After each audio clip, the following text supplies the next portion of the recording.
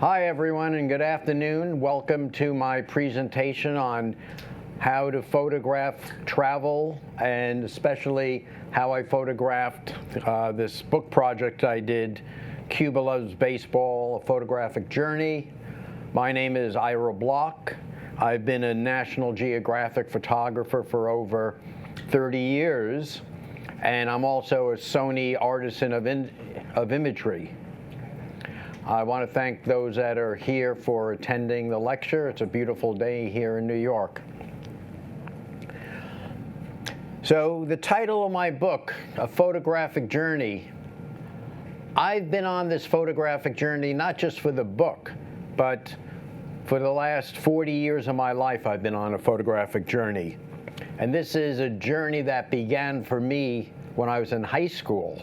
I started taking pictures way back then and continued on. Anybody remember the days of film? Yeah, well, those were different days. So this project is just another stop on my photographic journey. I love taking pictures. I'm sure everyone here does also. And all the years I've been photographing, I've been learning and developing the craft of photography, and also learning how to see photos and learning how to see light, and also using the photographic skills to make photos look better, and using the equipment. I use lighting a lot when I'm shooting. I use reflectors. I use a lot of equipment, and I'll talk about what I use and how I use it. I also want to talk about how I see pictures, because I think it's important to know the difference between the way your brain and your eyes see a picture and what the camera sees. There's a big difference. Once you learn how you see and how the camera sees, that's going to make a big difference in what you photograph and the final results of your pictures. The great thing about photography for me is meeting people and going to all these different cultures. That's the great experience I get. Seeing people, meeting them, learning about cultures, learning about how things are changing in cultures. And photography gives you a license to do things that maybe you normally wouldn't do if you were just walking around somewhere. My many years at the National Geographic have really spoiled me. I've had a lot of time to be out on assignment. I've had a lot of time to take pictures, which also means I've had the luxury of making a lot of mistakes and having time to fix those mistakes. So in a way, I was paid to learn while I was on the job, and I'm still learning. Once you stop learning, it's boring. And once you stop being critical of your work, you better stop taking pictures, because for me, I'm always critical of my work. I'm always looking at my work and trying to figure out what could I have done to make a better picture? What could I have done to tell the story I'm trying to tell in a better way? And what could I have done to change the equipment I've been using to make these pictures? So let's take a look at this journey on Cuban baseball.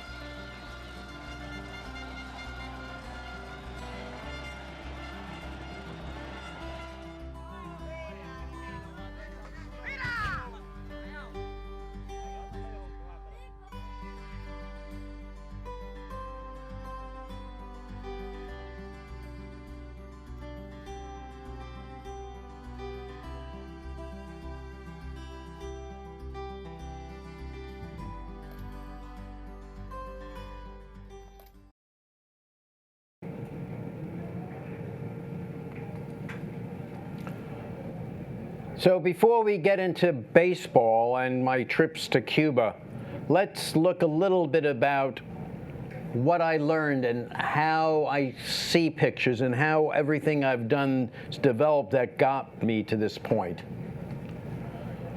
This is in Marrakesh in Morocco, and this is an example of how we see a picture, we see a potential for a photo, and then I want to take it one step further. So I was up at a higher level, and I wanted to photograph the marketplace. It was a great marketplace. But I didn't stop there. I just didn't take a picture of the marketplace. I went further. I waited. I needed another element to make the picture really work. And I didn't know what that would be. It ended up being this minivan driving through the marketplace. The lights on the minivan, the highlights on the ground, and then the shadows. Look at those shadows it created. That added another element, but it brings your eye into the picture, and it gives you a central point to look at. So for me, I see a potential photo, and then I try to think, how am I going to bring it to the next step? How am I going to change it from just being a snapshot into a real photograph, one that will stop people from turning the page, make people want to look at the photo. I did the same thing here. I was in a Peruvian temple where they were doing some archaeology, and they found gold. Well, if you find gold at a Peruvian archaeological dig, you have to worry about people coming and stealing the gold. So they put armed guards around the temple. Now, we could have shot this armed guard during the daytime, but would it have been dramatic? Not really, no. I wanted to add drama. Here's a guy with a gun guarding this gold find, so I did it at night. Night always brings more drama to my photos. And how did I light him? I didn't have a lot of lights with me at that point. I had a couple of lights on his face and a light to light up the shotgun. But the key light I had in the back was my car. I had my assistant angle the car a certain way so it gave him that nice rim lighting. And then you see the little starburst coming from the headlights of the car? I shot it that way, then I said I better get rid of the starburst because I thought, maybe it was going to cause a little flare.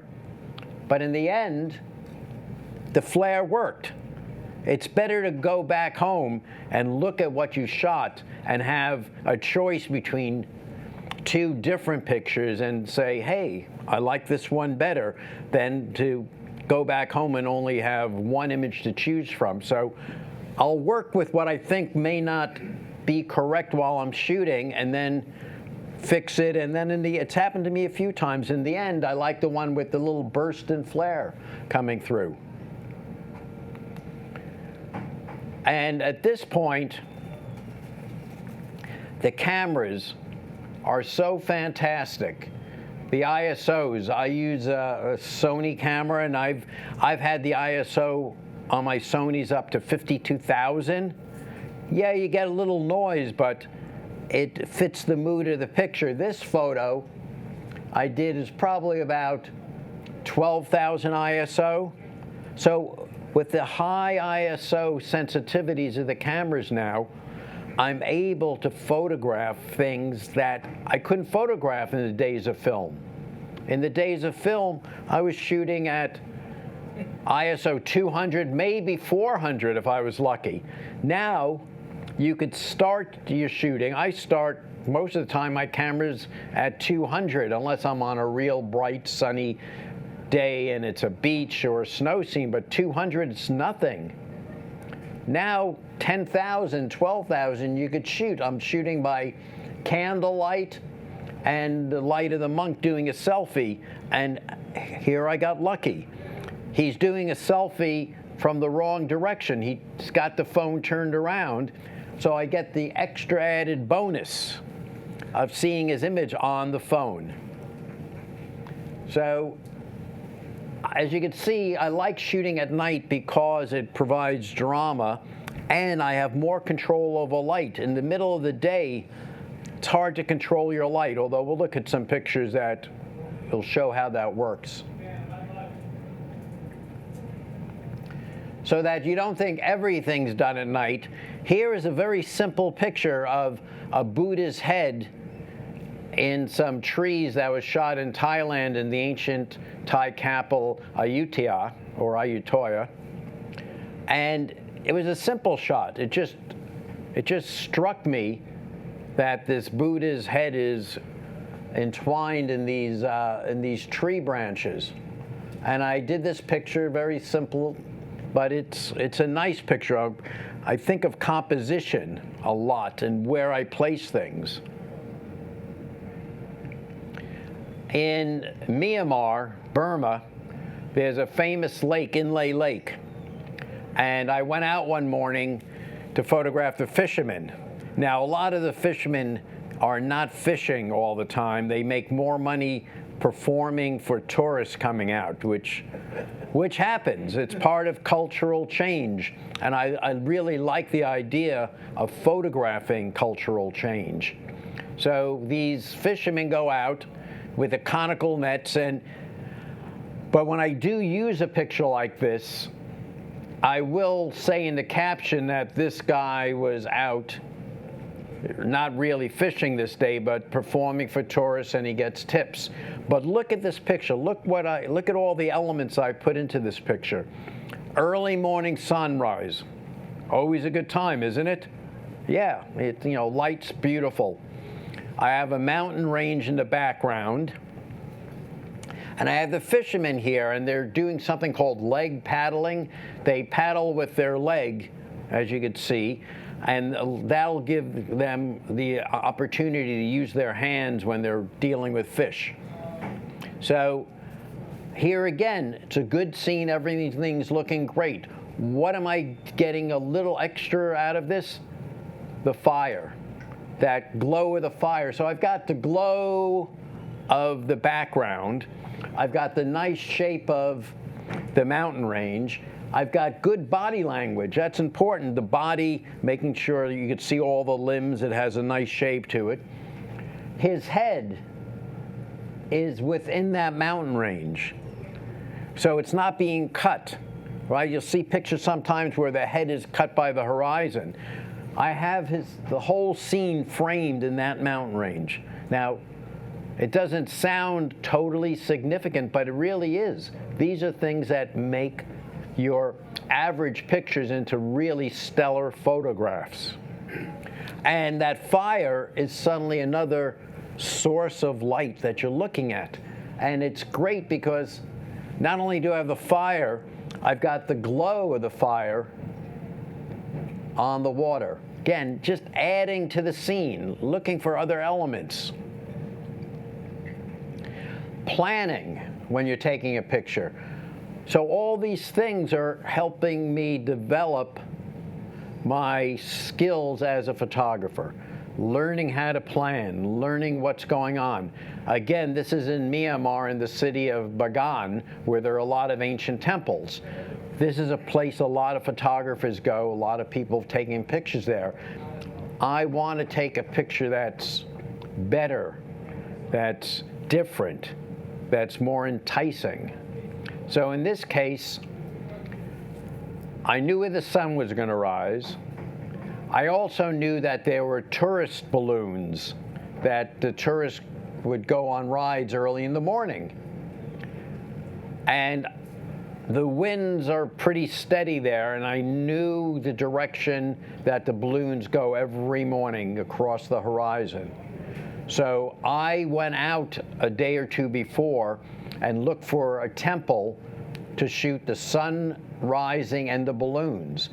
But I not only found one temple, I found a temple where I could shoot layers. We'll see later on. I'm very much into layering my photos. Foreground, midground, background.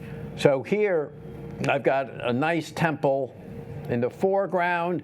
I've got another temple in the background. And I've got the balloons coming across. And I even have another small temple on the edge of this frame. But what's happening here also is I waited for a balloon to go through the sun. Now, I'm shooting the entire time because you're never sure. I'm never sure that there's going to be a balloon going through the sun, but I'm shooting the entire time. And when I see that balloon heading into the sun, I'm really shooting. Another added bonus, if you look at the shape of the balloons and you sort of look at the shape of the domes of the temples, they sort of reflect each other, which, you know, helps add to the composition of this photo. Exposure-wise, it's fairly simple. Everyone here has done sunrises, and sunrises are pretty easy. You just have to balance your exposure a little bit. But the dynamic range of these cameras, like this, like for instance my Sony's, dynamic range being the difference between highlight and shadow. I think these cameras now have 14, 15 stops. So even exposing for the sky, we still see detail in the shadows of these temples. Could everyone see that? There's enough detail that they're not totally silhouetted. Also, I'm getting a little bit of ground fog in this photo, which adds to it. Before you leave that photo, did you have any problem getting this elevated access so early in the morning? Okay, the question was, did I have any trouble getting the access to the temple I'm on that early in the morning? The answer was no, I was lucky. I knew a lot of these temples are just open temples. There's nothing inside. They're ancient temples. Now, if this was a temple that was closed and it was a perfect place, then I would have had another layer of negotiating to deal with. I would have seen who was there. I would have spoken to them. I would have said, hey, can we open the temple early tomorrow for my photo? They may have said no because we have to get someone here. And then I would say, I'll pay for the guy to come out to open the temple. If the picture was important enough for me, that's something I would have done. In this case, no, I did not have any trouble with the access because it was just an open temple. Now, sometimes you think you have the picture and you're done for the day. So I was shooting in Venice and I thought, oh, this is a pretty interesting image of all the gondolas coming down through a canal with a lot of people. And I have a little interesting point on the left side of the frame. Or is that the right side of the frame? Right side of the frame. Left side when I'm standing this way.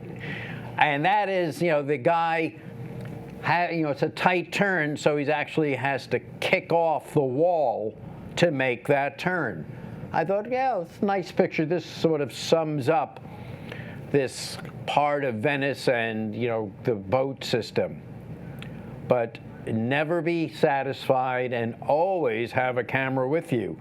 That evening, I was going out for dinner.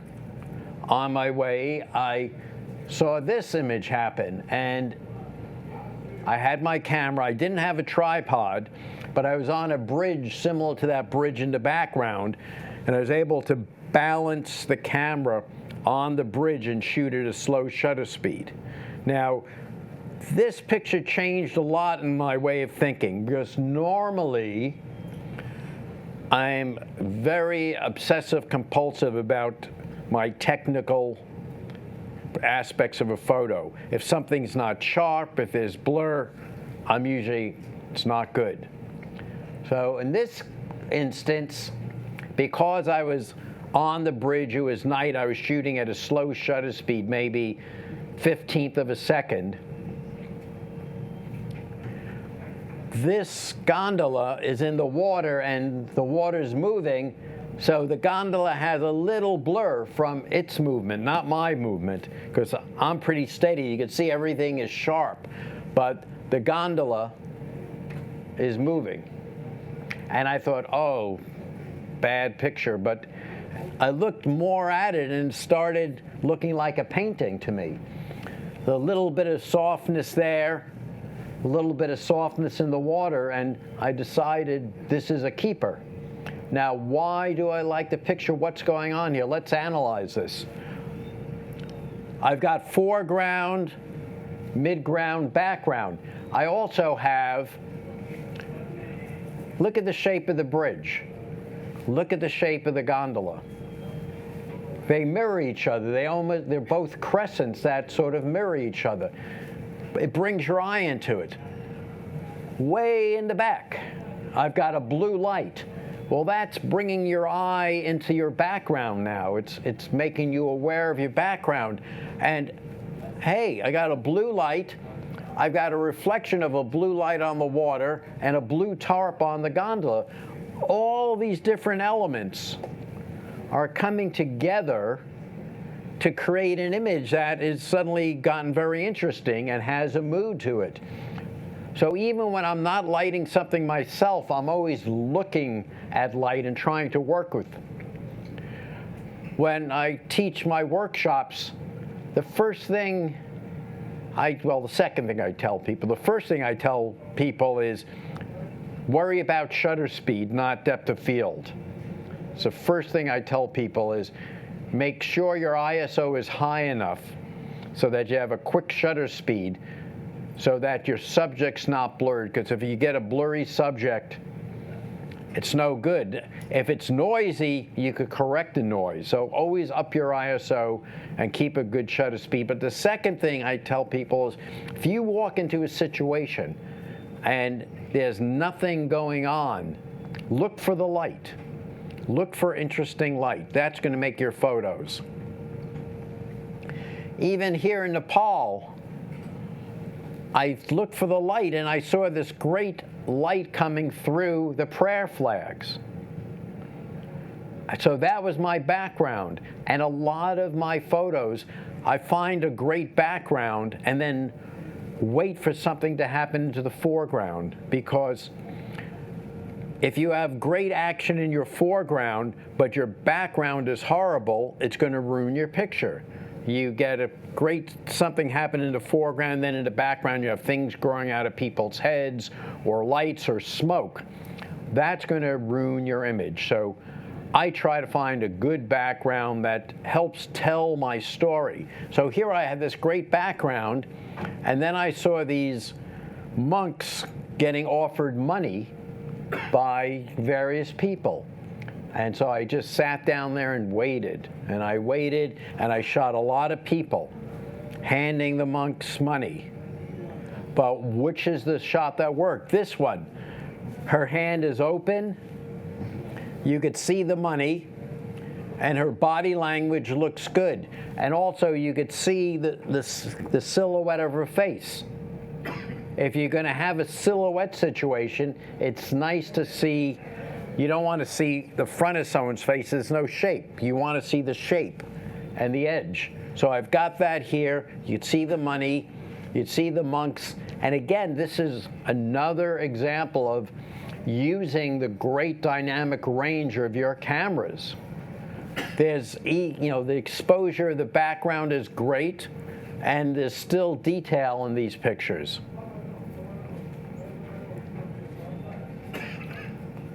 Here again, look for the light. I was doing a story on olive oil, and I was in Italy, and I was at a place where they were, crushing the olives and making the oil and letting it sit in these barrels. And I was walking around photographing this guy, checking the oil. Not like checking the oil when you go to the service station. That's a different oil check. But checking the oil. And I saw this fantastic light coming through the window. and I knew it wouldn't last. I knew, you've got the sun outside, the lights coming through the window, there's dust and smoke in the air, and it's creating these great beams. And I finally just yelled to the guy, why don't you check the oil over in this section? So he came over here, and I'm getting the light hitting the oil, right? You can see the olive oil glowing. Yeah. You also see some of the specular highlight, that reflection on the decanter he's using. So that's that specular highlight on the decanter, and the oil is bringing your eye into the image. You're seeing what's going on, and then I have that nice ray of light.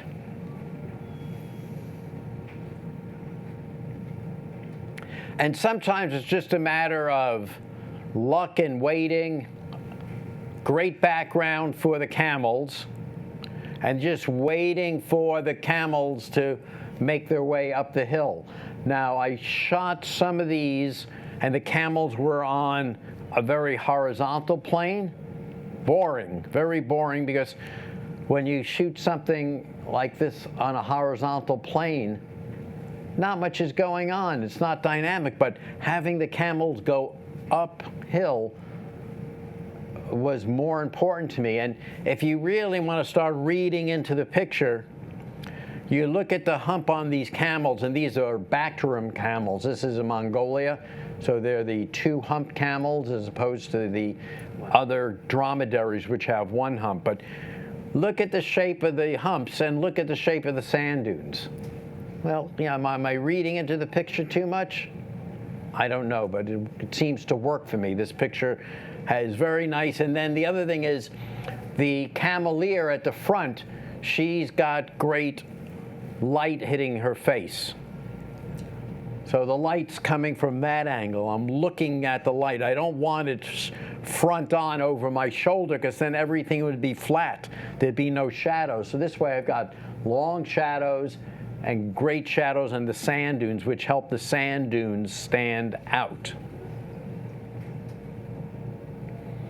And this is a fairly simple shot of an eagle hunter in western Mongolia. Just an image of the hunter and the eagle. I've got some action pictures of it, but I like this quiet moment. And a couple of things that were important to me were, I waited till the eagle turned his head.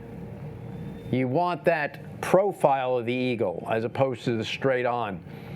The other thing, I don't normally use extreme lenses. I could do,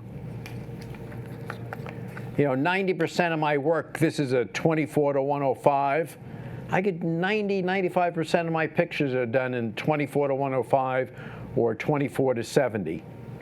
But sometimes when I need an effect, there I'll use a different lens. So in this case, I had a 70-200 because I wanted that background really dulled out, really out of focus.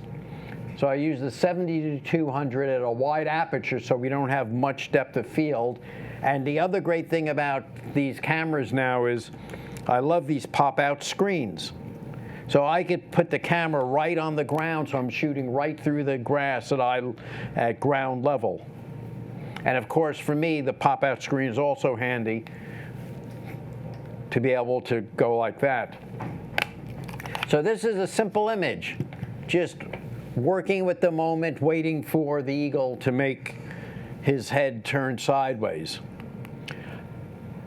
And how do I see pictures? I came across this in Mongolia. They were slaughtering a lamb for their food, which these people are nomadic. I think 30-40% of Mongolia are nomadic people. So they live with their animals. They use a lot of their goats to make cashmere. In this case, they were slaughtering a sheep, and it was interesting. I liked that little girl watching on the right end of the screen.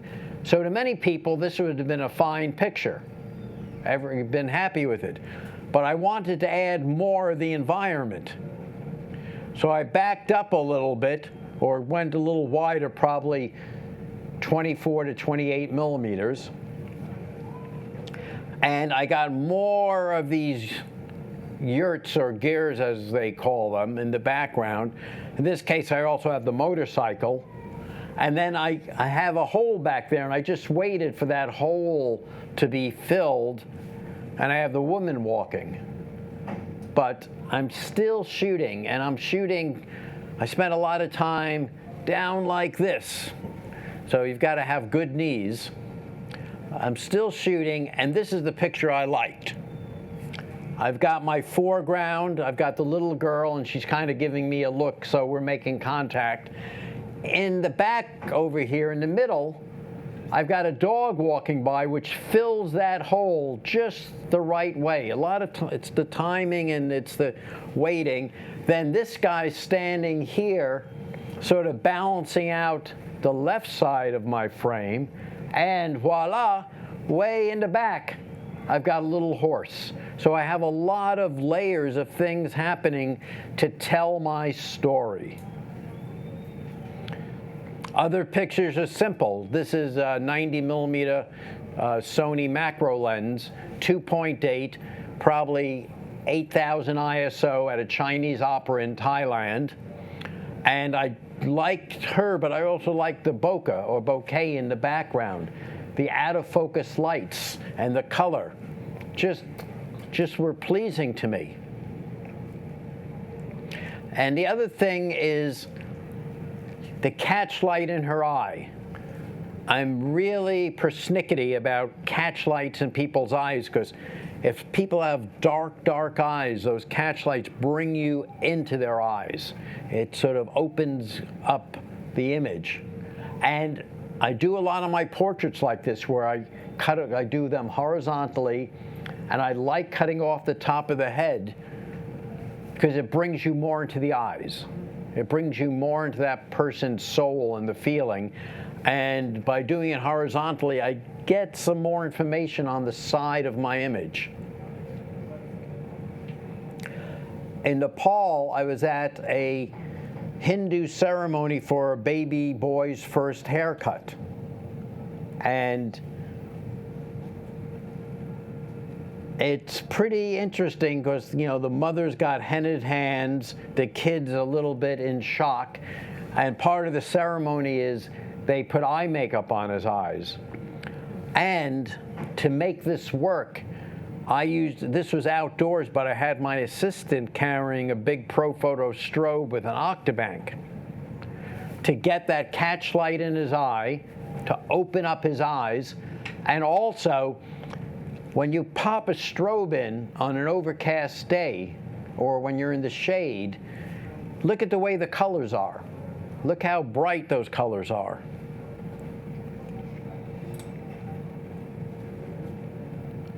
In one of those temples in Bagan, totally lit by candlelight and a little light coming through the window, I photographed the young novice monk sitting on the knee of a Buddha. Now, the big Buddha was not lit well enough. So what did I do for light? I had a bunch of flashlights. So I was at a fairly slow shutter speed. I was on a tripod, maybe 1/8 of a second, high ISO, or well, what high? Maybe, 3200 ISO. A lot of candlelight, and then with just hand flashlights, we put light on the Buddha's face, and we put a little more light on the kid's face. You'd see the shadow of the kid there. So I used the flashlights to fill in any shadows that we had, any areas that were dark that I thought were important. And I kept, I've got some images with the window in and some without. Now, with the window in, even though it's not really producing a lot of light, the fact that you see a window and see light coming in gives you the impression that a lot of this picture is not only lit by candlelight, but by window light. But it's really the candlelight and my flashlights that are lighting it. But this takes this takes your brain to a different place. Ira? Yes. Is the flashlight in the kid's lap shining on his face? No, there's no flash. There's a question was, is a flashlight in the kid's lap? No. Oh, I thought you said... What's shining on his face is really the candle's very close. Oh, because I thought you said that he was lit by a flashlight. Well, he's lit. His face is lit by the candle because it's pretty close. And I'm shooting again 8th or 15th at 2.8 at probably 3200 ISO. The flashlight just put more detail into his robes and things that weren't getting affected by the candlelight. And here again, I was looking at the light and I saw this novice monk adjust his robes, and I missed the shot. But I know these guys don't do it once. I know they do, they make an adjustment and it's never right the first time. So this is where experience comes in. So I knew he'd do it again. And the second time, I was ready to get the glow of that doorway through his robe. And look at this edge of his face, that beautiful highlight. You've got to be aware of light, whether it's light you're using or light that you're creating yourself. So what makes a great picture? Light, composition, and moment, right? Those are pretty much the three key things. Here I was photographing a little girl with her goats, her cashmere goats in Mongolia. And I sort of stayed on her. So, hey, this looks like a good moment, right? She's excited. She's got the little baby goat picked up in her hand. Oops. But I wasn't satisfied. I just don't stop. I keep shooting, keep the moments alive. So I waited, did another few shots. And here, hey, she's looking at the camera. She looks cute. This is not a bad shot. But what's my favorite? This one. And why? For me, look at the goat on the left. Look at the expression. So this is a moment not only of her, but of the animal. So animals have their moments. So you're sort of looking at these two different things. And when I talk about light, in this case, I was doing a picture of this Milky Way rising behind this Gare. So remember, has anyone here done astrophotography, night photography of stars?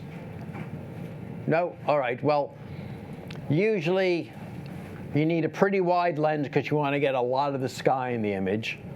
I've got the Gare in the picture, and remember, it's pitch black. And I'm shooting at about 25 seconds, ISO 4000 at f2.8. You can't go much longer than 30 seconds. If you go longer than 30 seconds, the stars start trailing because the Earth is spinning and you get star trails, which sometimes you want star trails and sometimes they'll make for a good picture. But in this case, no star trails. So here, I've got the Gare, I've got the night sky, it's pitch black. So I used a little flashlight again. And during the exposure, I painted, during the 15, 20-second exposure, I basically painted that Gare with light. So now I've got the Gare lit up, and I've got the nice Milky Way rising in the background. It's about 2 o'clock in the morning, and I'm getting ready to pack it in. And I just, over my shoulder, I see this light, and I think it's looking like a sunrise. And I look at my watch, it's 2 in the morning. It can't be a sunrise, can it? It wasn't, it was the moon coming up. The moon was rising, and I'm in this vast flat area in Mongolia, and it was a full moon, and it's just starting to rise. And look at this. This is now lit by the moonlight. And you can see the light coming across the horizon. And I knew there was going to be a moon that night, and you cannot do these night galaxy shots when there's a full moon because the moon washes out the sky. It's too much light for the sky. So this is the moon just breaking through the horizon. And about 2 minutes later, it was up enough that you couldn't see the Milky Way anymore. But look at the difference. I thought I was doing a great job here. I was wrong. Mother Nature was doing a much, much better job than I did. So I've learned, all these experiences, all these things that I've done. Technically, I've learned a lot shooting.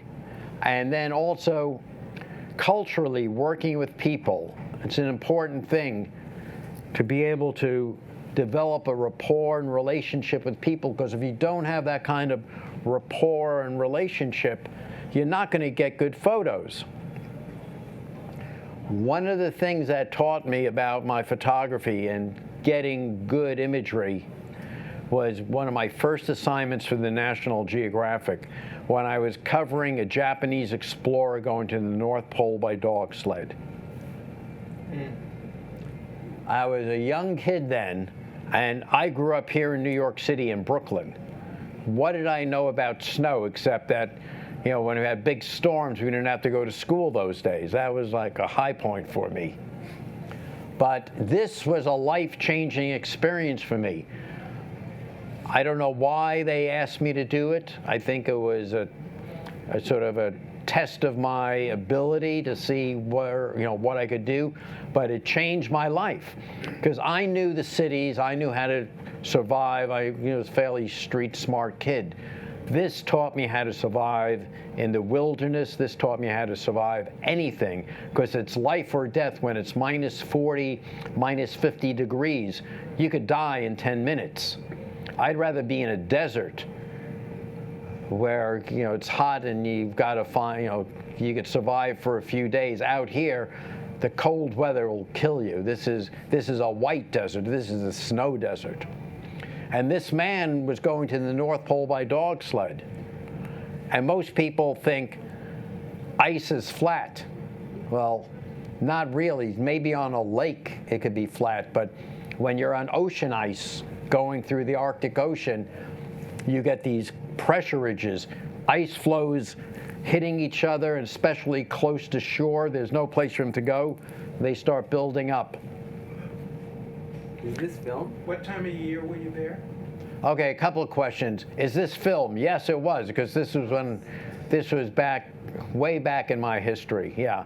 And what time of year I was there? I was there. Middle of summer, obviously. No, I was not there during the summer, because during the summer the ice is pretty open. There's a short window just at the end of winter and just as spring's coming, where the ice is still connected enough that you could take your dogs across, because otherwise, when the ice starts breaking up, you cannot do it. How many hours of daylight did you have? At this point, 2, 3?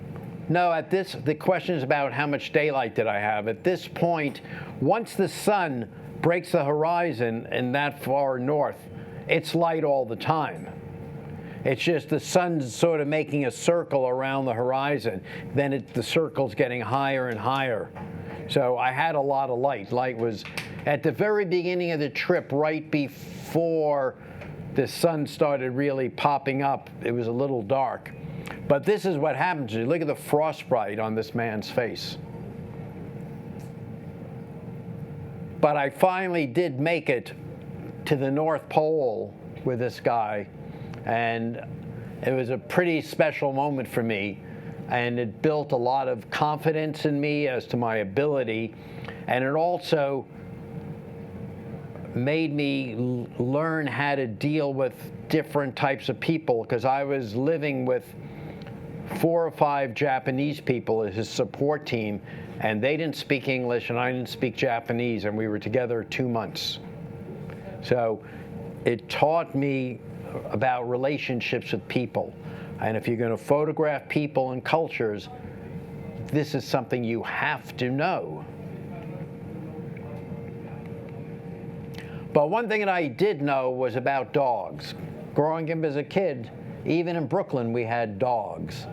And obviously this dog did not get the message that he was not going to be riding the sled. He was going to be pulling the sled. And there I am, doing the best I can with the dog.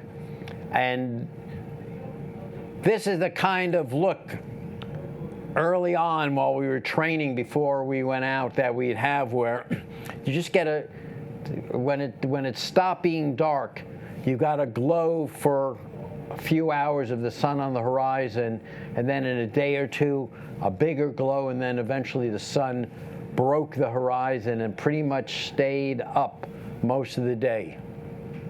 So these kind of phenomenon are pretty, interesting to me. And just last month, speaking of phenomenon, I was in Iceland, and I've been to Iceland maybe 5 or 6 times, and I've gotten a bunch of auroras, but most of my auroras have been green amorphous skies. I've never really been lucky enough to get a terrific aurora, but I got one finally, and I was in a great location on this lagoon, so I was able to even get a nice reflection. Has anyone been to Iceland shooting auroras? Wrong time of year. I was Yeah. there when it was daylight. Right, you've got to go to Iceland. Yeah, you've got to go to Iceland when it's In the winter. in the winter when it's dark. And even then, even if there's good aurora activity, one thing that happens is Iceland has changing weather.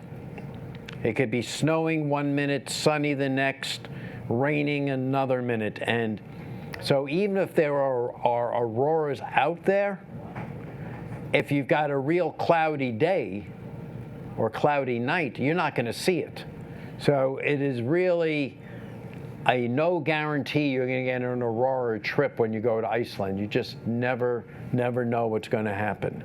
Were you on the southern shore, that area with all the icebergs? The question is, was I on the southern shore? Yes, I was. This is on the southern shore at Jackalson Lagoon, which is a pretty well-known lagoon, and we were staying nearby the lagoon, and I thought, if we did get an aurora that night, the lagoon is a good place because you get the added attraction of having a reflection.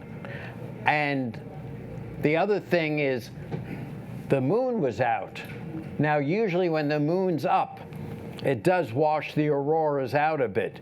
But this was only a sliver of a moon. It was a little crescent of a moon. But during the long exposure, it gives the feeling it's a full moon. So I was able to get a moon and an aurora and the reflection and even a little activity over here on the left happening all at once. So all these things I've done, all the knowledge I had about photography technically, about photography as far as knowing how to make a story happen, knowing how to deal with people, this all led me to Cuba. And my first trip to Cuba was in 1997. And I was doing a story for the National Geographic on the 100th anniversary of the sinking of the battleship Maine, which started the Spanish-American War. So that was my first trip, and I had made subsequent trips to Cuba. after that. And Cuba is a great place. Anybody here been to Cuba? A couple of people? Yeah, the people in Cuba are great. The architecture is really fantastic. There are great colors there. It just has a certain life to it that's really fantastic. And people there are friendly and nice. This is an example of a lot of photographers don't like to shoot people. They go, I don't like people, I'm afraid it doesn't work for me. Well, here's a trick. Shoot people on a boat that's getting ready to move, or shoot people on a bus, because they can't get to you then. But this guy would have been happy to be photographed in any event, so it really didn't matter. You know, and as I said, the architecture, the colors, everything works great in Cuba.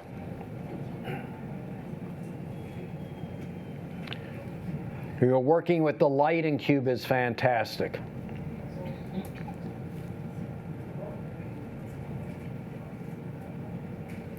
And here we're at an old house, and we had some ballet dancers from this school of ballet. And again, working with the light and working with my composition. If you'd notice, her head is in the right place in the window. You don't want the window frame cutting through her head. Her body language is good. The stairs look really good.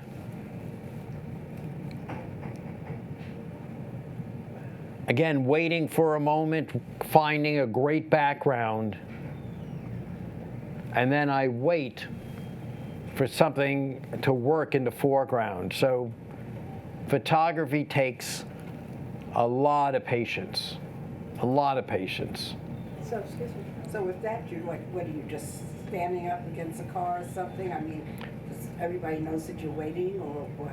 So and the question is, does everyone know I'm waiting? Yeah, I'm standing across the street waiting, and there's another thing that happens photographically where if there are a bunch of people standing there talking, and you're walking around and you say, hey, here's a bunch of people, and you walk up to them and you start shooting them, in a way, you're invading their space. They're there, you're interrupting them. But if you get to a place and you're standing there with your cameras and you're there forever, or 20 minutes, 30 minutes, people walking through, this is your space now. They're coming into that space knowing there's a chance they're going to be photographed. So that's a good way to start off if you're afraid of photographing people, is don't go up to people to photograph them. Establish your space and let them happen in your space, and you've got a better chance. So again, I'm waiting. One of the things I liked was the colors, and also the portrait of Shea has been sort of augmented a little bit.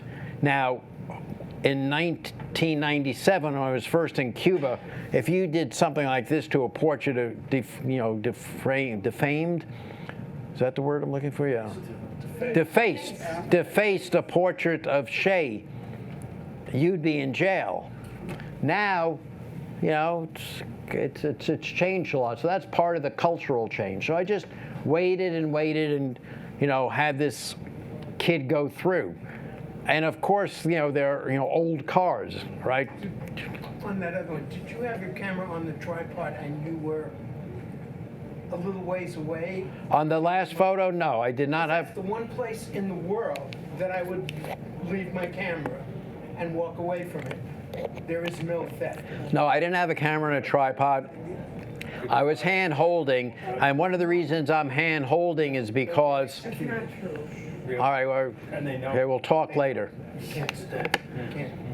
one of the, because we're being live streamed to a lot of other people, so we want to, Didn't know. yes, yes.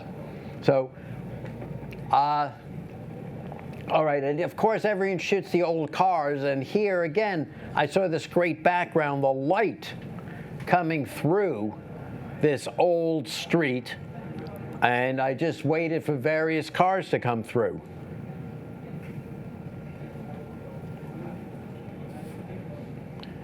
And again, dinner. I was having dinner at this rooftop restaurant. So it's good to eat dinner at places where you could take photos, right? Doesn't hurt. It's another opportunity. And I love the shape of this building. It sort of made that triangular point coming into your frame. And I knew there'd be a picture there.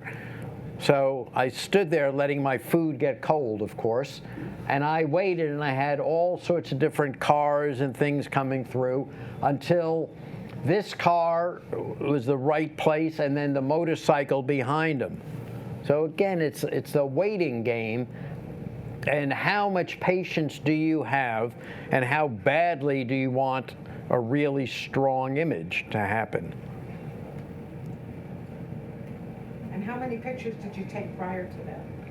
How many pictures did I take prior to getting that photo? Maybe 20 or 30. And I probably still waited a while and took some more. Because that's the thing about taking photos is when you think you have it, you've got to think to yourself, but what's next? What's around the next bend? What's around the next corner? Is it, yeah, I think, okay, yeah, this is a good picture. I'm finished. Go back to eating dinner. No, to me, this is a good picture, but can there be something better? That's part of being a real professional, part of being an obsessive photographer and never being satisfied. What kind of camera were you using? I was using a Sony. You weren't here in the beginning, but Oh, sorry. yeah, so I'm also a Sony Artisan, so I use their equipment. I love the dynamic range, the ability to be able to get shadow highlights. I like the mirrorless, the speed, and it's quiet, and they're fairly small, they're fairly light. So have you been using system cameras most? Would you say system cameras are the better option? System cameras? Mirrorless? Mirrorless, yes. I like the mirror, yes. The question's about mirrorless. I like the mirrorless cameras. There are things you could do with mirrorless that you can't do with the DSLR cameras. And really, when I think about it, I've been doing pictures for over 30, 35 years. And the mechanical mirror that goes up and down, that's been around since 1955. So how many years is that, Shravya? Who could do the math? 63. 63 years? So to me, and that's mechanical technology, so mirrorless seems to be the way to go, and because cameras are mirrorless, there are a lot more options to do things. You have on these cameras, I could put it on total silent. You cannot hear the shutter go off, which is freaky because I'm used to like that click. I've grown up with the click. You could turn something on in the viewfinder, so when you do take a picture, a little light flashes in the corner. So the silent thing is good for certain events. So if you're a wedding photographer and you're in a quiet church, yes, it'd be great to have no noise. Or if you're shooting in a funky situation, no noise is a good thing. So, there are advantages to everything, but it's not the tools you're working with. The tools help interpret your vision in a certain way. But you still have to have that vision. You still have to look and know how to see photographs. And as I mentioned in the beginning, you have to learn the difference between what your brain and eyes are seeing and what the camera can actually see.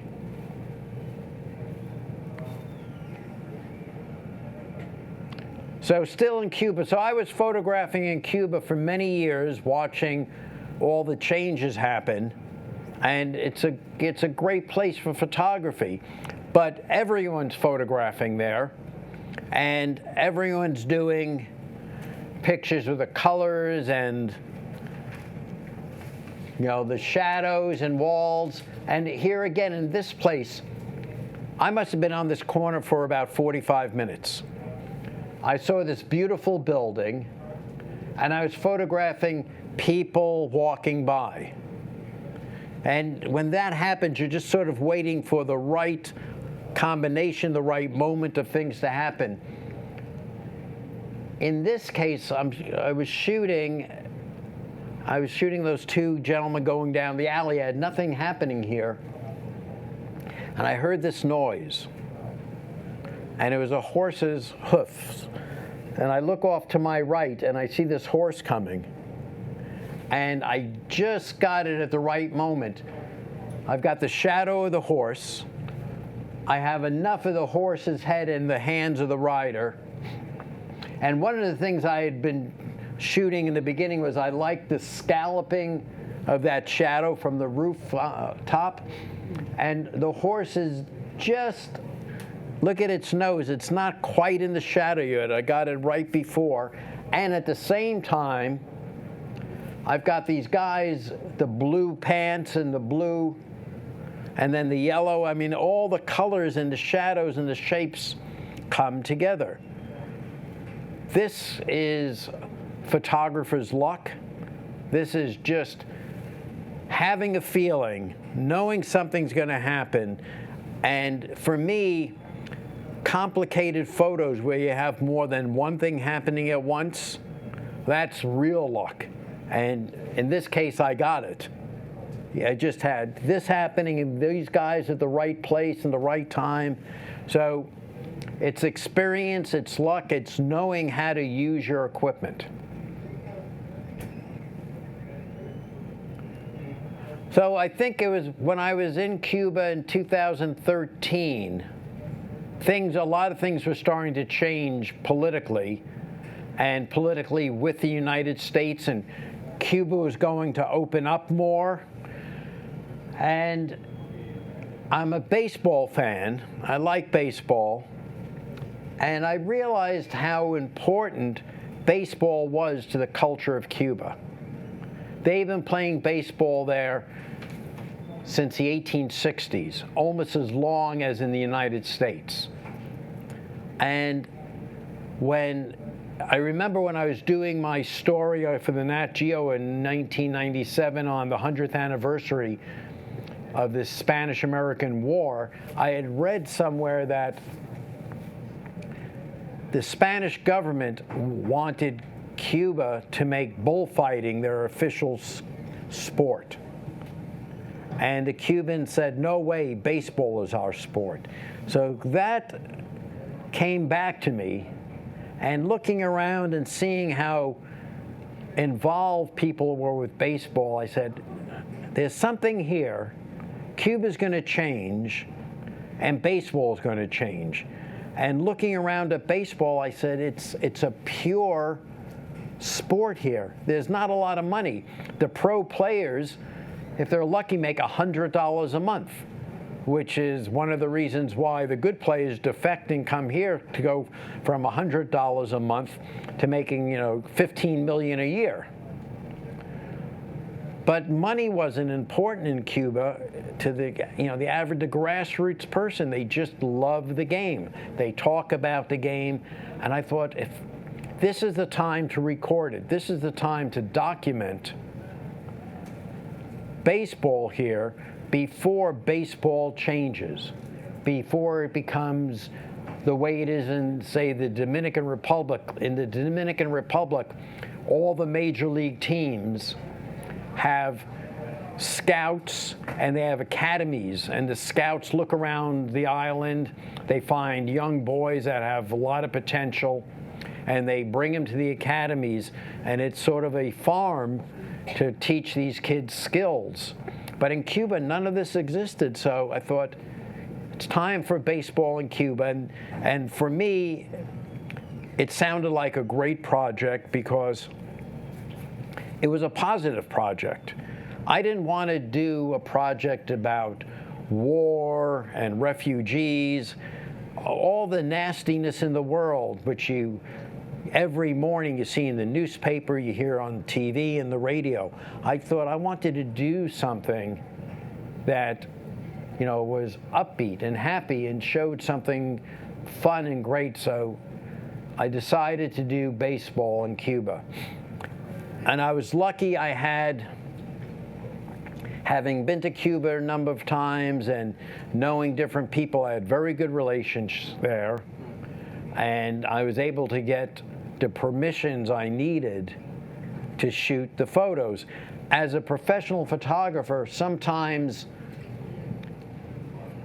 the general public thinks, oh, wow, he went out, he did this picture, that, great, good picture, but what the logistics that go behind getting a picture are a little bit more complicated. So in this case, the logistics seemed pretty easy for me because I had everything set up. And one of my first meetings in Cuba to talk about this story, I was sitting in a restaurant bar, and while we were talking, I noticed, the game on in the TV, the mirror image of patrons at the bar, just a color on the walls, and this said to me, this is all going to work because I'm going to be doing something a little more specific, a little more focused than just coming to Cuba to photograph the architecture and the people. I was going to look at the culture through baseball.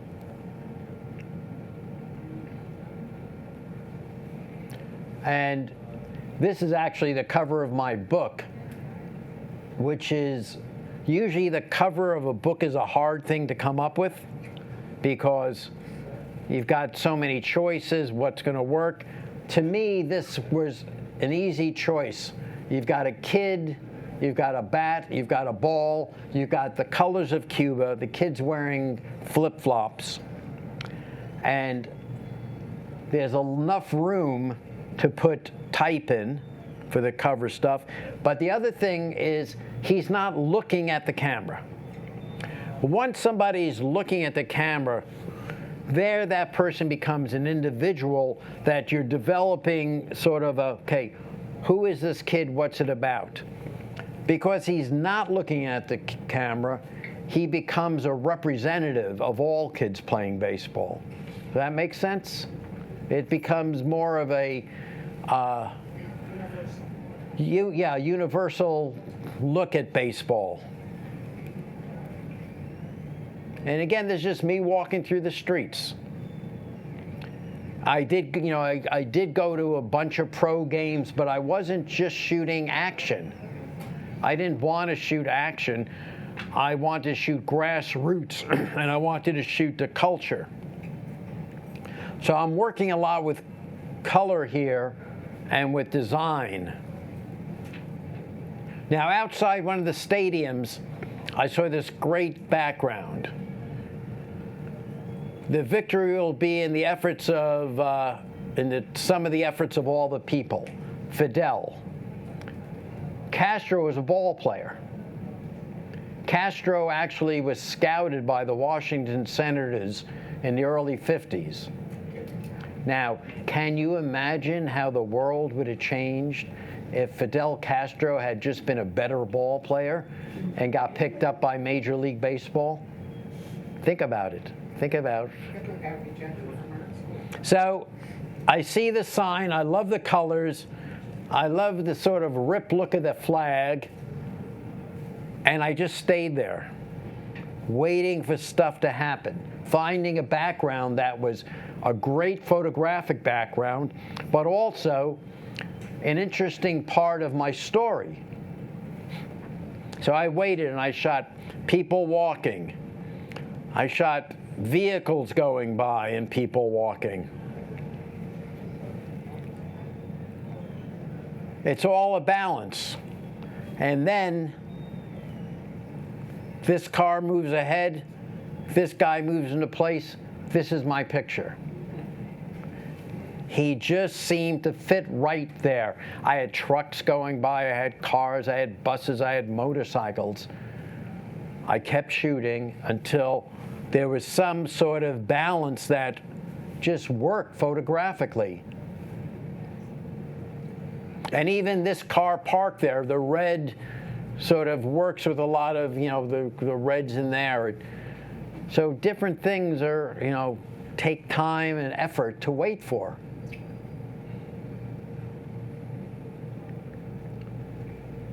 Estadio Palma de Junco, 1874. Next time you're with a group of people and they say, hey, Wrigley Field or Fenway Park are the oldest stadiums. This is the first pro game was played here in 1874, and the stadium still exists. They don't play pro games there, but it's still in use for different league games. So I wanted to get a photo of the sign, the gate, and it was a sort of overcast day, and what did I do? I brought my own lights. Part of what you'll see is that I tried to work with colors and light, my light or whatever light existed, but I tried to use my own lights. I brought these battery-operated ProPhoto strobes because I wanted to put a pop of light in to make the colors stand out and to make important things stand out. So in this photo, I've lit it, and then I was also able to underexpose the background a little bit, which made the clouds and sky even more dramatic.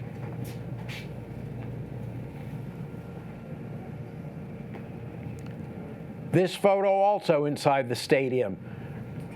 I lit these guys so that they really stand out, and I could control the sky so I wouldn't be getting, we all know how sometimes you get a sky that's too white, a really bald sky, and your eye goes towards it. In this case, I'm able to control the background, keep the sky a neutral density, and get this father and son practicing ball. And of course the kids in red, which helps jump out of the picture. As much as I wanted to use light, a lot of times I just couldn't. I was driving on some country road. I had a local assistant, a local Cuban assistant that was helping me. And I saw this ball game going on. So I stop the car, I run out. I tell the assistant, get the lights up.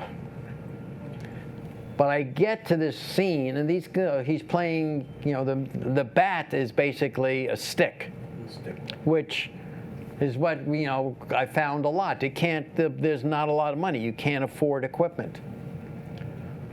But look at what I've got here. I'm shooting. I've got another dog, right? Somehow dogs do a nice middle ground for me. And the dog's feet are at a good, they're not clumped up. He's got a good body language. And I got a guy on a horse in a big straw hat in the background. And I got this kid, shirtless kid. I've got a shoeless kid over there. To me, this is a great picture, but I didn't have time to get the light set up. But I got this picture, kept on shooting, and now here, look at the difference without the dog. Right? There's a dog, it just fills in this negative space. It helps bring you into the picture. Now, not to me, it's not quite as good. It doesn't have that organic feel to it. Then the assistant shows up with the light, but the guy on the horse is gone. Everything, now a lot of other kids are hanging out because they see me taking pictures. So sometimes if the moment's there, you just shoot, and you know, if you wait, you know, to set everything up, it's not going to happen. You know, I've got the ball in the picture here, but there's nothing going on in my background.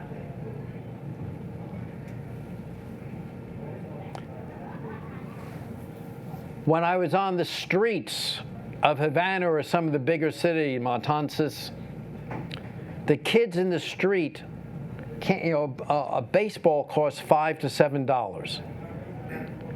You're in a country where the average salary is $30 a month, and that's what your parents are making. You're not getting a $5 baseball that you're going to hit somewhere and never get back because it ends up in someone's yard or in some river. So the kids make their own balls. They take a stone, they wrap it in just paper, and then they have some sort of adhesive tape and the ball actually gets a pretty good bounce. But even that tape is about 50 cents a roll, 40 cents a roll, and for these kids it's a lot of money. For me, not much money. I bought 200 rolls. I found the guy, it wasn't easy finding someone that was selling it, but I found the guy that was selling tape, and I bought almost 200 rolls. And when I was going through the streets, if I wanted to shoot some kids, hey, I gave them the tape, because the stones and paper they could find. Yeah. So, and this is how they make the ball.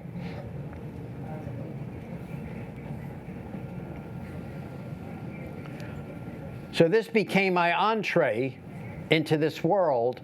I could use that to meet these kids. You know, at first they're excited, someone's taking their picture, then just let them calm down. And here, I've got a nice background wall. And I love the laundry hanging up there in the window. That's great. And again, working with the colors, working the reds and blues. This is all natural light, but I'm using the color and the contrast to make the pictures in little moments. The guy waiting for the glove to be handed. I've got a little balance here of a red head.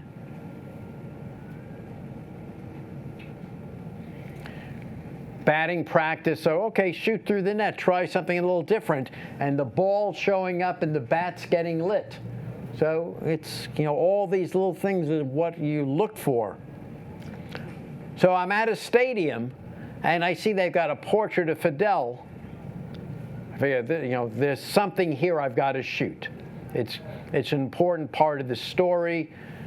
I need to make this work. So I started shooting, and I've got people walking by, and these guys are food vendors holding the boxes. But it's not quite there yet for me. So I changed positions. Now I've got this guy here in the foreground, and actually, you know, I haven't noticed this before because this is a pretty big. I've got a nice little moment going on there. This is first time I'm noticing this, right? Because my eye was always going to him, and I actually then, while I was shooting this, I did notice the couple back there. So I moved to the couple back there, and just at the moment of the kiss, I got so excited I took the picture, but I screwed up. Yeah. I cut off Castro's head. You know, I was there, I had the wrong lens or at the wrong focal length. I needed to be wider. So I must have, I'm guessing I saw this guy, shot him. It's not bad though, I'm looking now, it's not a bad picture. I like the Louis Vuitton shirt also, right? No, but I'm looking at him, so I must have noticed this couple. Now it's coming back, because this picture is probably taken almost 2 years ago. Because, you know, I went to Cuba 5 times or so over a 2-year period, you know, making 5 trips at about 2.5 weeks a trip. And then it took 2 years to get the book to come out. It's a long process. It's like an elephant having a baby. I don't know how long it takes for an elephant to have a baby, but it's a long time. So, okay, so now I'm remembering, I'm shooting him, I see this, and I get over there, and just as I get over there, they're starting to kiss, and but I don't have my lens set the right way. Damn, I'm frustrated. But then I think, oh, look at this lady on the left here. So this is the picture I ended up using in the book. I just thought this worked out all right. Not having that kissing moment, but having this. And I did shoot some action, but I wasn't at the mercy of having to shoot the game and getting the key run, because I wasn't doing it for a newspaper or magazine. I was looking more at the poetry of the action. So here, this is one of my favorites, because they're just sort of the sand bursting around and it's like ballet to me. And then looking for, this woman said, "What do you need to take my picture?" I said, "Trust me, it's a good picture." I just like the look of her floating. It looks like she's floating in space. And I was out on the streets with the kids, and the light was getting terrific. I remember one group of kids I met, started shooting them, and it was the middle of the day. The light was not really good. And I said to the kids, it's 1:30 now. You're going to be out playing later this afternoon when I want the pretty light, I want the soft light, I want the late light. Oh yeah, we're back here at 5:30 every day. Never saw him again. Went back a couple of days at 5:30, never saw him again. So I realized with these kids, you have to stick with it. So I found another group of kids, hung out with them. The light got really good, and I loved the shadows, and I thought, I got to get above. I got to really see these shadows.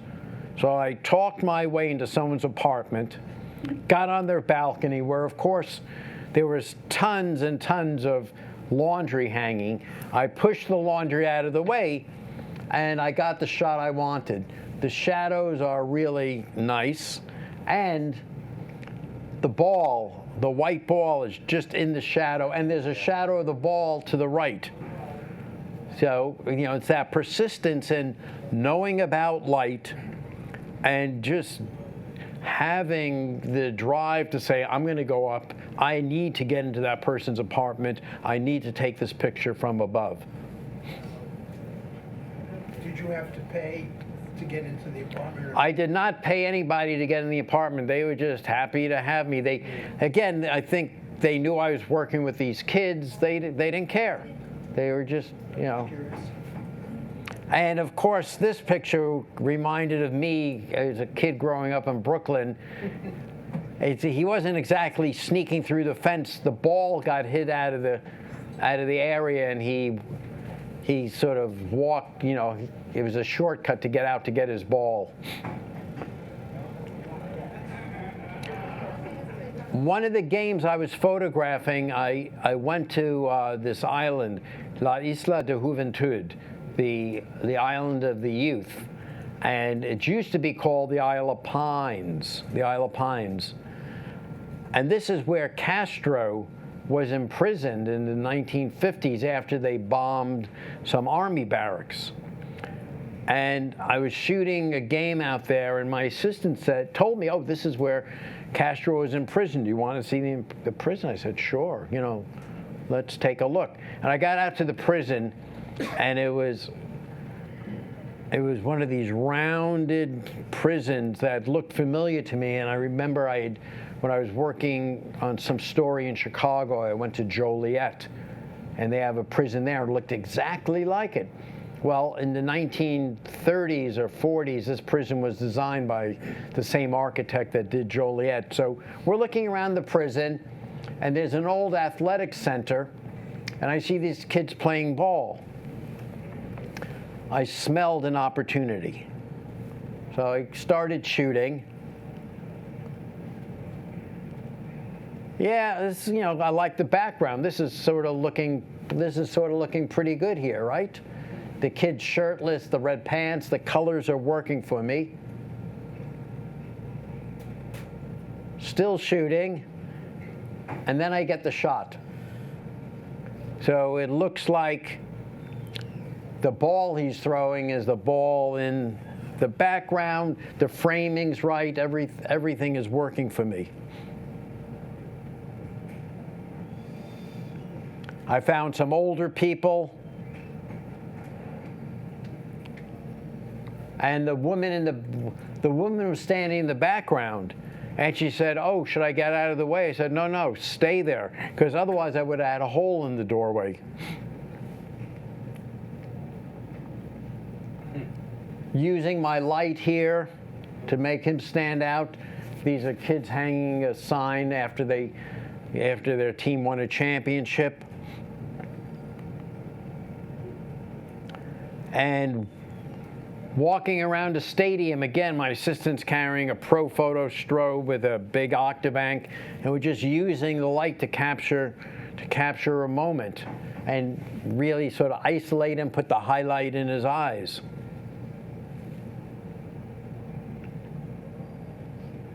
And this picture, the colors just looked, fantastic to me, and the way he was standing and again waiting for his eye to be in the right place.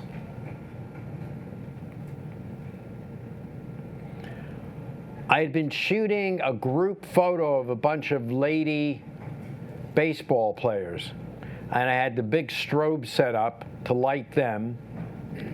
And they left, and I was getting ready to pack up my equipment, and I see this kid who's been sitting on the fence just watching me shoot. And I just grabbed the picture. The strobe is going off. It's making the fence really nice and colorful. I mean, making the scoreboard nice and colorful. And the kid's getting some fill light, and I just love the way that scoreboard looked. So this worked out also, using light and working with my light, and sometimes just working with natural light. And this picture in one of my exhibits is 10 feet. It is a 10-foot print of this. And this was taken a couple years ago, and is with the Sony A7 II at that time, which is only 24 megapixels. The newer ones a lot of them are 42. But this was taken with a 24 megapixel camera, and I was able to blow it up to 10 feet. So it's pretty amazing. And I do a lot of prints and exhibits, so I want to be able to make my photos large. Shooting in the stadium at night, the fans, again, using the advantage of high ISO.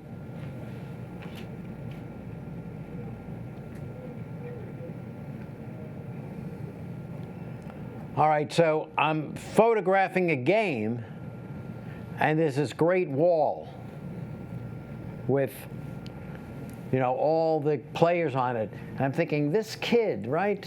This kid could fit in that wall. So this is my first shot. Kid's going out, but he's not lining up correctly.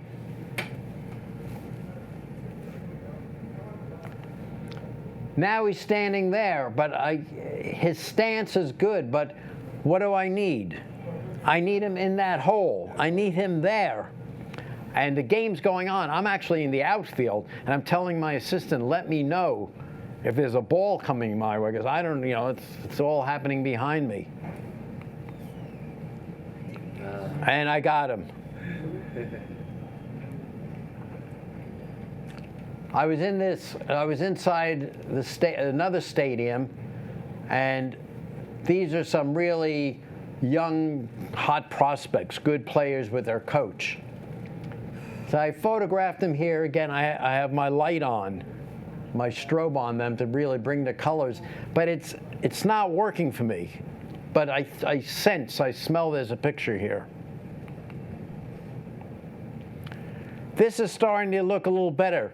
This was early on, and it's the first time I realized that they call the home team home club. Every place did it. The visitors are visitadores, but the home club is still called home club. So I thought, all right, let me see what I can do with these kids. I'm waiting, and this is starting to look better for me because I like the colors up in the top, and I like what's going on down here. And finally, I get the shot I like. So this is strobe coming in. You can see a slight shadow next to them. The nice colors up there. The sort of negative space there. There's even a pair of flip-flops on the top there, so it gives it an organic feel. This is the youngest player I found. So I thought this would be, yeah, and I lit him up.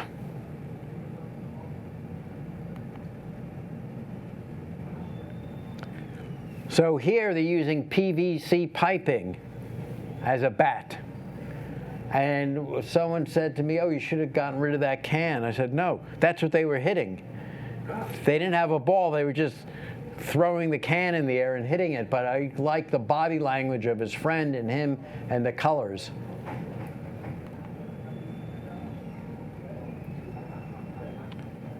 Early, before a game starts, working with colors.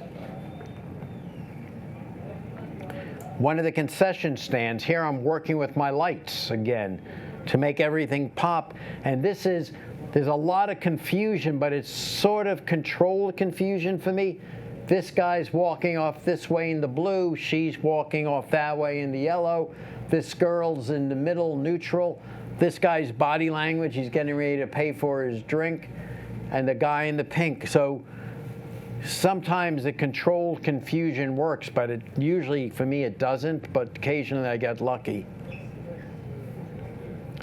These are the food concessions outside of a ballpark, and I found a good place to shoot from, and then I waited for the car to go by.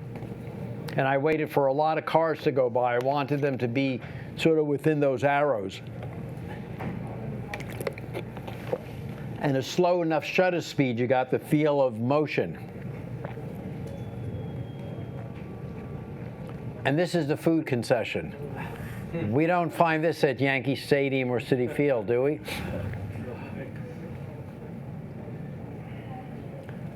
Dinner, newspapers as your trays, and paper plates with, looks like beans and plantas and pork. Plantons, yeah. Nice.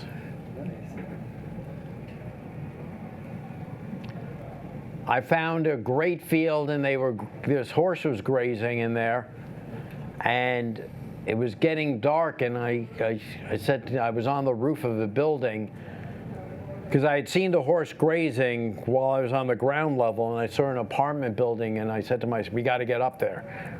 So my assistant talked his way in, we got up there, and then it was, we got to make sure the lights are on. I said to my assistant then, Michelle, get out there and find out who's in charge of the lights and get him to turn them on for a little while. Because I just thought it would look a good balance at night.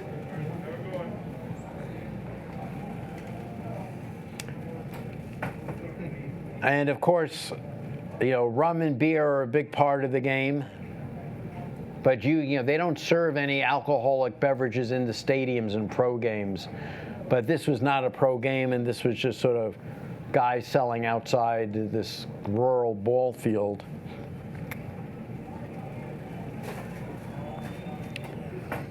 TVs in the bars, people watching.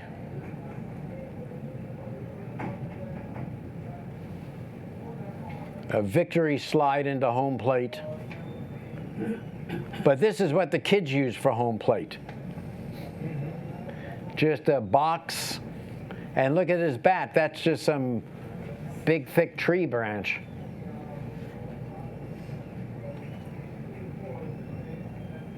But the theme of baseball is everywhere. And that's another thing I was looking for. I was looking for things that showed the theme of baseball, and finding a restaurant with a baseball theme was important to me, and then waiting for this woman to fill in that spot there and her friend inside.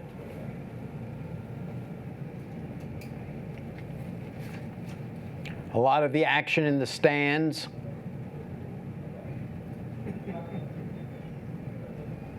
The symphony.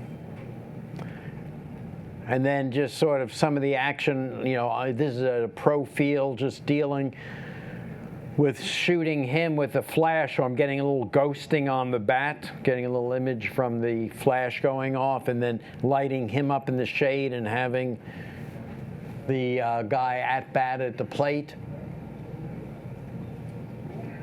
In a rural ball field, again, using the bicycle, the horse, showing how grassroots everything is.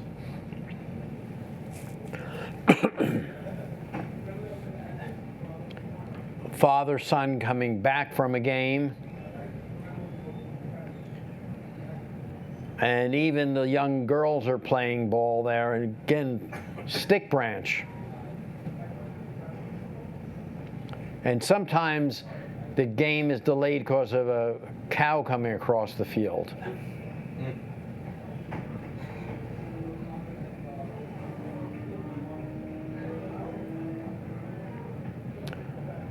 And this grandfather playing with his grandson, I just thought, the bat and the dog looking at it was sort of added to the image. And here's where I got lucky again. Just as the kid was catching the ball, I had my composition here. I just didn't want a flat wall. I wanted to see that side street to give a little more depth to the photo. And there were cars coming by and buses and taxis. And I was just lucky. As he was catching the ball, a pedicab came by, which is a lot better than if it were a big bus or something.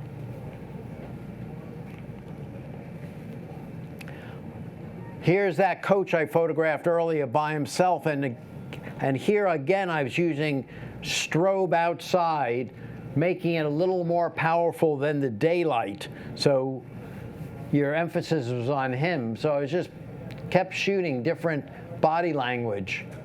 So he looked better there, maybe, he's looking off. I like that. I like the way his expression. There, a little different body language. Then I thought I should go full length.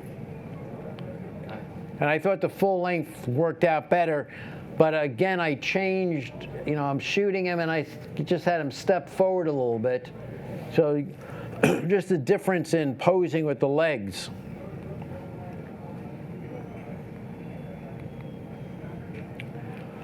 And my last trip, before I left for my last trip to Cuba, I was trying to think, what am I missing? I want to make sure my book, my story is complete. What am I missing? And my wife or my assistant said to me, do old people play there? And I said, I'll find out.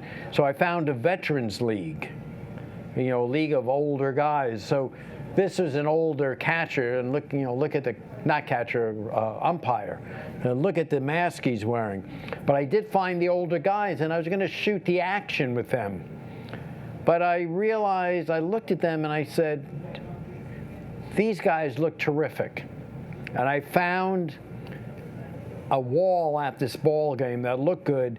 I set up my strobe with a light box umbrella, and I just had them in between innings. I'd bring them out and do portraits of them. And they still fit in their uniforms. And I thought, this is perfect. This is the end of the circle. That, I've shot all these young people playing, all these middle teenagers playing, but the old people that played when they were kids, they still loved the game. It was still in them. I remember seeing one of these old timers slide into third base. I couldn't believe he slid into third base.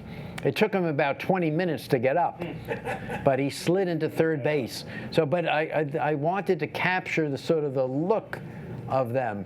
And there were some women playing, which was good. I wanted to capture them also. But I liked that background. I liked the wall. It said Cuba to me. Put my light on a stand, sent my assistant out, and we just pull him in, get him in, and just shoot him.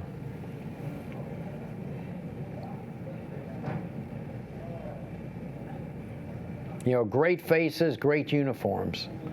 This, you know, this sort of spirit of the game.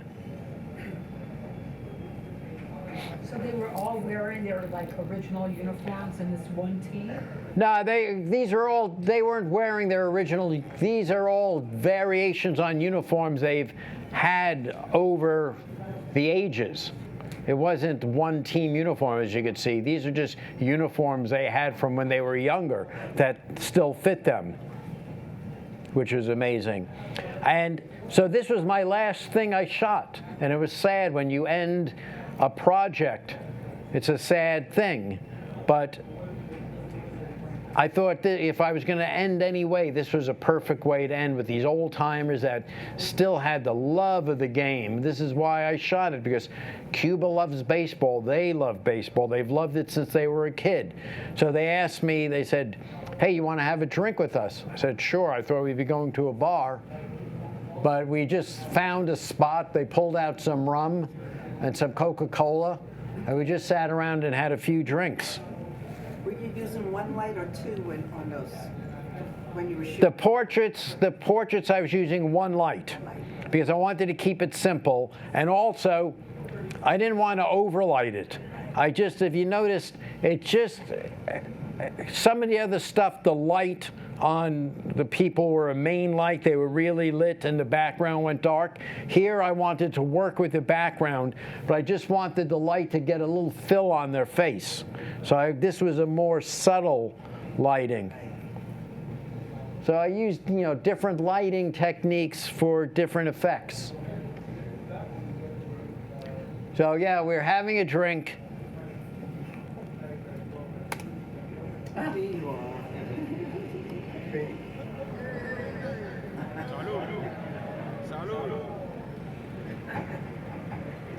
Do you speak Spanish? Do I speak Spanish? I speak a little Spanish.